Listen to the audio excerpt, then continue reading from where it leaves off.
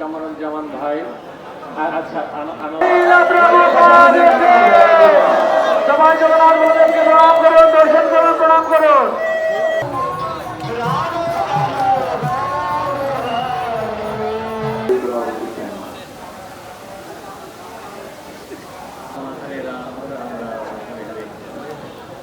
আমরা অধিক সমারোহে পালন করার চেষ্টা করি।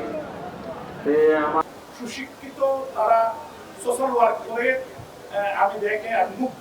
তো আমি আজকের এই বিলাগত যাত্রা উপলক্ষে সিটি কর্পোরেশন পক্ষ থেকে এখানে যারা ভক্তবৃন্দ উপস্থিত হয়েছেন, আমাদের মা বোনেরা, বিশেষ করে এই বৃহত্তর সিলেটে যারা ইসকন মন্দিরের যারা শরীর ভক্ত, আমি সবাইকে আপনাদেরকে আমার ব্যক্তিগত পক্ষ থেকে শুভেচ্ছা জানাই এবং আশা করি এই বিলাগত যাত্রা সফলভাবে সম্পন্ন হবে আপনাদের সাথে।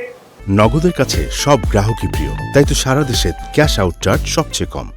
আমাদের সহযোগিতা আছে, আজও আছে, আগামী দিনে আজ সবসময় আমাদের সাথে থাকবে। কারণ যিনি আপনাদের অধ্যক্ষ মহারাজ, আপনাদের যে টিম সাধারণ সদস্য, ওনাদের সাথে আমাদের আর্থিক সম্পদ, আমাদের লোকাল কাউন্সিলর, যেখানে আমাদের নেতৃবৃন্দ এখানে বসতে হয়েছে।